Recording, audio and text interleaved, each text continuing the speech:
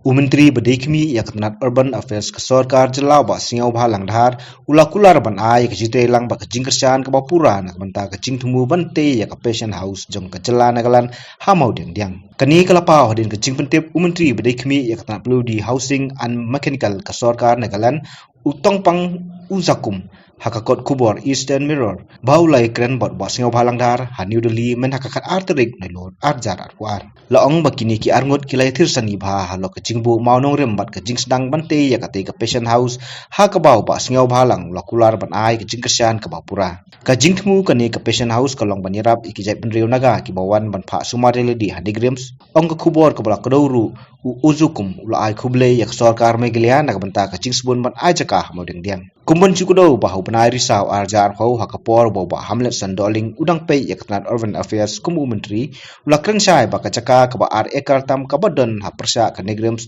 ba omde ban ai saka jelana gelan bat day ban ai bujri da kawaipan. Ke Sorkar jela barim house nam ajak hadlai kelai keren bat ke Sorkar nagalan nak benta ke te ke caka ha ke bala ai tiru house nam ajak hanrio hadin baka jelana gelan kelas sio arklur poin sanlak tengka kum ke premium fees sya ketenat Urban Affairs ke Sorkar Meghalaya. Ketenat Urban Affairs house nam arjar pau leng bau ba Hamlet son kalapan pa bakan wan rano da kawai ke caka sya ke Sorkar nagalan ke badan ha persya ke North Eastern Institute of Ayurveda and Homeopathy nia hamau ding diang. Kaladan ke jite kular house nam ajakan riau baka Sorkar nagalan ke dewan penun kam ya kani ke caka hapo sans nam barlada penun kam hap ban pai biang sya ketenat Urban Affairs. Hadu baplai ya kani ke kubor ompat yo jintep ke basai la ke jalan nagalan kan yo da ke caka ke belai te kular house nam ajakan riau lani kan yo da kawai pat baka tenan ke terwa bujili house nam arjar arpau.